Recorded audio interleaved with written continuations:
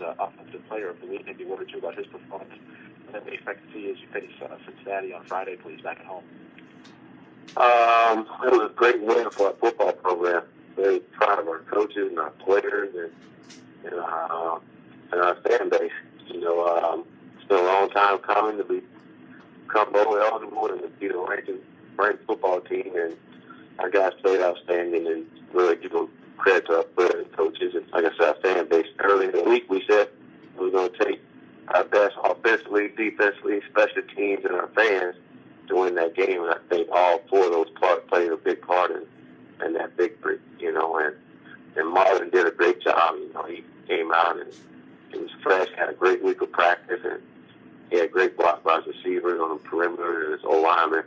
You know, just played a great overall game, you know, and that's good to see. And glad to hear that he won Player of the Week. Very well deserving of it, you know. But sad thing about football, you have a big win like that and feel really good, but then the next day you're back at work. So we back and get ready for a very talented Cincinnati football team that's coming in here. Very potent on offense and very athletic and another challenge for our football team. We'll take questions for Coach Taggart. Please star one on your telephone to join the queue, and the operator will introduce you. And we'll go to Joey Knight with the Tampa Times. Good morning, Coach. Good morning. Good afternoon. Good afternoon. How gratifying is it to see your seniors, especially your fifth-year guys, to be enjoying this type of success here very late in their career?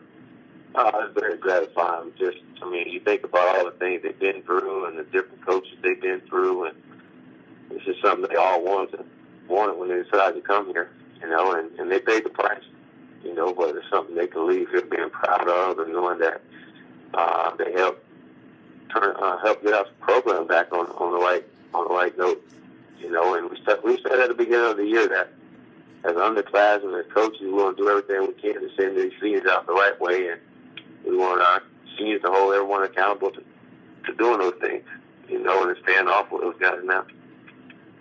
And you talked immediately after the game about keeping your eye on the task at hand, Cincinnati this Friday.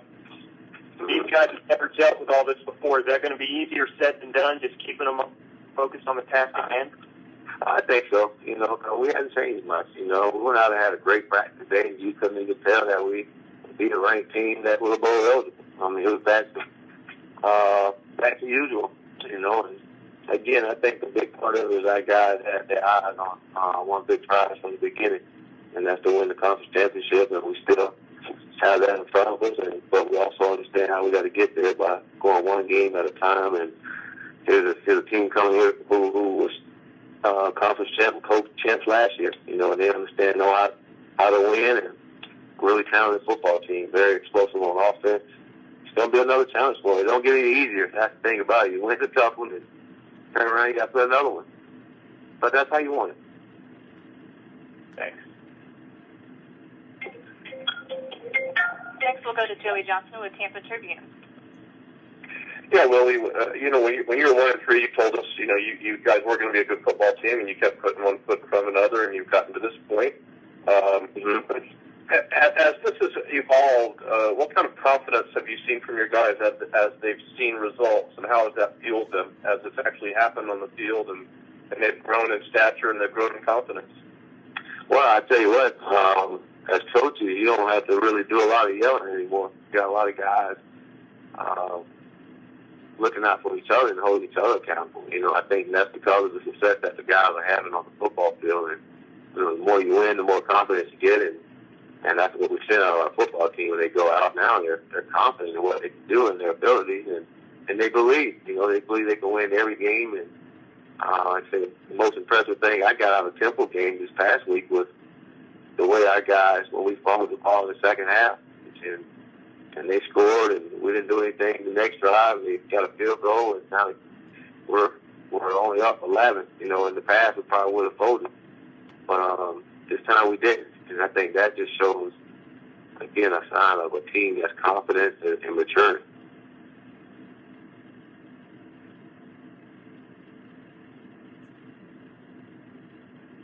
Next, we'll go to Danny Morales with Valencia Voice. Hello, Coach. Good afternoon.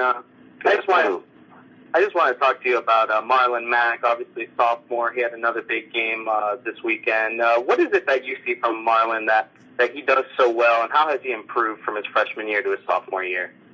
Well, I think his vision, just being able to see the hole, and I think one of the best things he does is he's patient when he's running the ball, and he does a great job of setting the blocks up. We always talk about the ball carrier makes all blocks right, and he do a good job of getting the linebackers on the lineman so he can make his cut and then explode through the hole.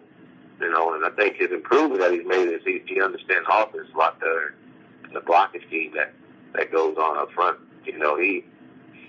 Since he's not on any special team, he meets with the old linemen, and he has a good understanding of what they're doing and what they're being taught. So that kind of helps him within the run game or protection wise. So that's been good. And the difference from last year and this year is he's picked up some weight, so he's a lot stronger when he runs the ball. Thank you very much, Coach. Thank you. Any other questions for Coach Taggart, please? Star one on telephone. Next, we'll go to Jeff Odom with Tampa Bay Times. Hey, Willie, how you doing today? Doing great. How you doing, Jeff? Not too bad, not too bad. I just wanted to know, did you do anything personally after the game to celebrate the big victory? Yeah, I went home. I went to sleep. I was tired. Tired. What runs by it, huh? Yep, I was saying earlier, told to our guys that we put ourselves through this. We work so hard throughout the week, and we get a big victory, and bowl eligible, and you thought it was supposed to be a certain way, and you wake up the next day and it's back to work. You're on to the next opponent, and you really haven't had a chance to celebrate. But I think it really hasn't hit us because, again, the one big goal that we want is still ahead of us. We're so locked into trying to get there. Also, I know DeAndre Sinnett was banged up a little bit. What's his status, and did he practice with you guys on Sunday? Say it again. I know DeAndre was a little bit banged up for Saturday's game. He bumped his knee last week. What's his status, and did he practice with you guys yesterday? He didn't practice yesterday. He ran around with the trainers, and today he got out there a little bit, ran around with the football team. So he's day to day. He'll get better. Thank you. Mm-hmm. Coach, well, thank you for your time this week. Look forward to hearing from you again next Monday. Thank you very much. And again, Coach Willie Taggart from USF. The Bulls will be hosting Cincinnati this Friday at Raymond James Stadium. That will be an 8 p.m. Eastern Time start on CBS Sports Network.